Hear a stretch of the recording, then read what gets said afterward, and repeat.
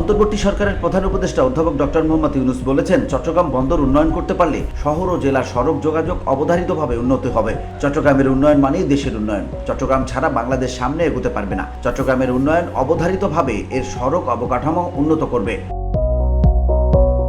বুধবার চট্টগ্রাম বিশ্ববিদ্যালয়মুখী অক্সিজেন হাটহাজারী সড়কের ট্রাফিক পরিস্থিতি সম্পর্কে ব্রিফিংকালে এসব কথা বলেন তিনি।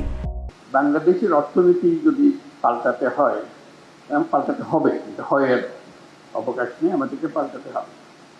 কারণ চট্টগ্রাম বন্দর হলো ভরসা। এটাকে বাদ দিয়ে বাংলাদেশের অর্থনীতি নতুন কোনো পাতায়, নতুন কোনো অধ্যায়ে প্রবেশ করার কোনো সুযোগ নেই। এই পথ খুলে দিলে বাংলাদেশের অর্থনীতির পথ খোলে। এই পথ না খুললে বাংলাদেশের অর্থনীতির যতই লাফালাফি করো, ঝাপাঝাপি করো, কিছু হবে না। সড়ক ও জনপথ বিভাগের প্রধান প্রকৌশলী সৈয়দ মইনুল হাসান ওই ব্রিফিংয়ে প্রধান উপদেষ্টাকে জানান, 16 কিলোমিটার দীর্ঘ এই গুরুত্বপূর্ণ সড়কে প্রতিদিন গড়ে 31,955টি যানবাহন চলাচল করে, যার মধ্যে 76%ই 2 চাকার যানবাহন, যা যান চলাচলে বিঘ্ন সৃষ্টি করে। সড়কের পাশে থাকা 9টি বাজার ট্রাফিক জট সৃষ্টি করছে এবং সেগুলো অপসারণের সুপারিশ করেন তিনি। আমরা একমত হই যে বাংলাদেশের অর্থনৈতিক হৃৎপিণ্ড হলো চট্টগ্রাম বন্দর।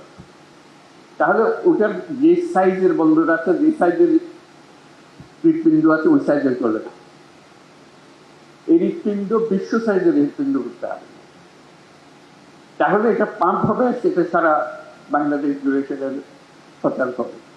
প্রধান প্রকৌশলী সৈয়দ মইনুল হাসান জানান, সালমোহর থেকে রেলওয়ের জমি ব্যবহার করে একটি বিকল্প সড়ক নির্মাণ করলে মূল সড়কের উপর চাপ কমানো যাবে। তিনি অক্সিজেন হাটহাজারী সড়কের যানজট নিরসনে উড়াল সড়ক নির্মাণের পরামর্শ দেন। VOD Bangla news desk.